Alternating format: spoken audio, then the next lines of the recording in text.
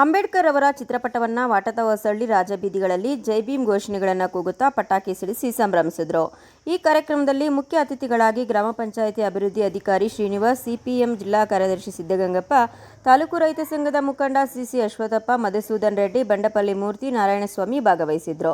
ಈ ಕಾರ್ಯಕ್ರಮವು ಯಶಸ್ವಿಯಾಗಲು ಮನೆ ಮನೆಯಿಂದ ತನು ಮನ ಧನ ಧಾನ್ಯ ಅರ್ಪಿಸಿದ ಅಂಬೇಡ್ಕರ್ ಅನುಯಾಯಿಗಳಿಗೆ ಶುಭವಾಗಲಿ.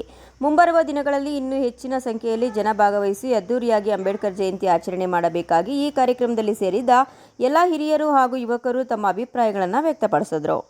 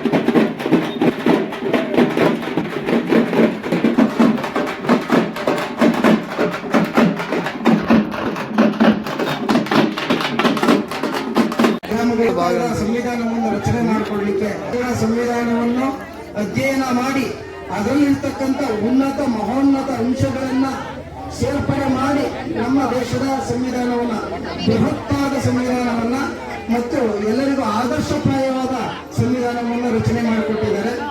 ನಮ್ಮ ದೇಶದಲ್ಲಿರ್ತಕ್ಕಂಥ ಭಾವೈಕ್ಯತೆ ಬೇರೆ ಯಾವ ದೇಶದಲ್ಲೂ ನಾವು ಕಾಣಲಿಕ್ಕೆ ಸಾಧ್ಯ ಇಲ್ಲ.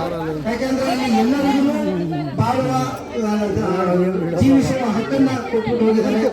ಅವರು ಅಷ್ಟೊಂದು ತ್ಯಾಗ ಮಾಡದೆ ಹೋಗಿದ್ರೆ ಇವತ್ತು ನಾವು ಈ ಒಂದು ಶಾಂತಿ ನೆಮ್ಮದಿಯ ಜೀವನವನ್ನು ನಡೆಸಲಿಕ್ಕೆ ಖಂಡಿತ ಸಾಧ್ಯವಿರ್ತಿರ್ಲಿಲ್ಲ. ಅವರಿಗೆ ಈ ಸಂದರ್ಭದಲ್ಲಿ ಅವರ ಜನ್ಮದಿನದ ಸಂದರ್ಭದಲ್ಲಿ ತಮ್ಮೆಲ್ಲರಿಗೂ ಕೂಡ ಮತ್ತೊಮ್ಮೆ ಶುಭಾಶಯಗಳನ್ನ ತಿಳಿಸುತ್ತಾ ಜೈ ಭೀಮ್, ಜೈ ಭೀಮ್, ಜೈ ಭೀಮ್, ಜೈ ಭೀಮ್, ಜೈ ಭೀಮ್.